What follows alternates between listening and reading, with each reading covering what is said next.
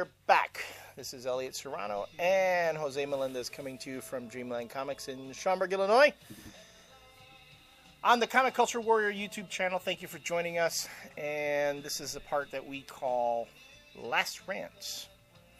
And Last Rants can be almost about anything. This is because it's the most popular segment I guess we do. What we're going to do is we're going to take our most popular segment and we're going to devote it to what is probably the hottest topic right now, which is the Watchmen movie. And Jose and I have both seen it, and I think we have differing opinions on it. So, Jose, what did you think? I hated it. You hated it? No, I'm just kidding. I feel really bad because almost none of these reviews were very bad, and there isn't a lot of anger in any of these segments. Yeah. So I think right now I'm just going to decide to hate the movie. Hate it? It was terrible. What a piece of shit. Zack Snyder, God, what a hack. Jeez, did Bendis write that movie? Oh. He raped my childhood. Zack Snyder raped my childhood, or actually my adolescent years, because I read Watchmen when I was a teenager. Yeah. So he molested my adolescence. It was worse than the Spirit. I can't. Worse, man. Yeah, I gotta say. Okay, we're done with that. Sorry. No, it was. I liked it. You liked it? Yeah, for the most part, I liked it. I kind of really dug it. I thought the first hour or so of the movie was fucking solid. Solid. No, it did start really, really strong. You're right. It did start really strong. And one of the things that I was talking about with my friend when we saw it is like, well, what can you? Who the fuck? Really? So, what could you do with the? I mean, because obviously he took the Watchmen, and I mean, the dialogue is straight from the fucking book. Most of it, not all of it. Most of it. I think. Now a lot of it, but not all of it. And there's some lines where he changed. I'm like, why did he change that? But anyway. But you know, when you get past the visual feel of it, one of the things that you can do with the movie is the sound and the music that he played, that he picked. I thought was great. I think that the music that he picked for certain scenes, I think just gave it another layer to it. And I really, really like that opening sequence. The opening credits with the Bob Dylan song. Dylan, the times they I thought changing. that was. Yeah. I thought that's kind of maybe my favorite part of the movie. Right. And I liked the movie a lot, but I just thought as a piece, like I thought that was just really, really well done. I really enjoyed that part. I liked it too.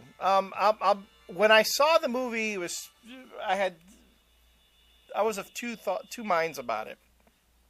The first thinking, one, it was an incredibly faithful adaptation of the comic. Might have been the problem. Yes, that a lot of people would have. Because there were some things about the Watchmen comic that you had to lose. And as I couldn't help think about all the things that were missing as I'm watching this film. Right.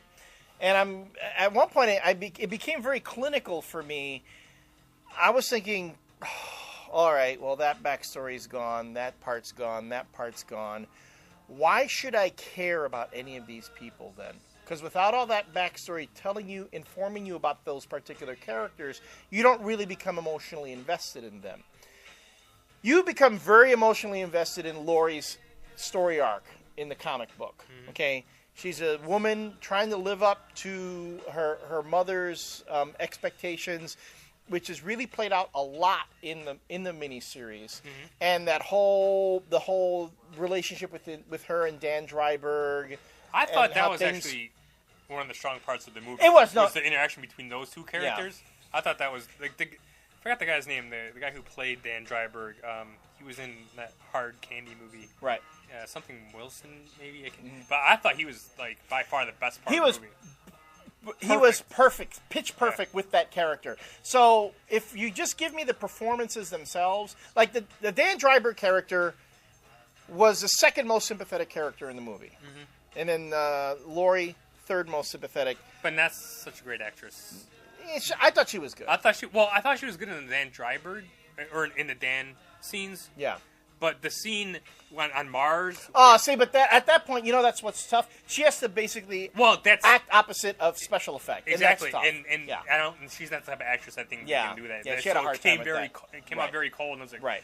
Right. But But Rorschach, he owned that film. That pretty the awesome. actor, he owned that role. He owned that film.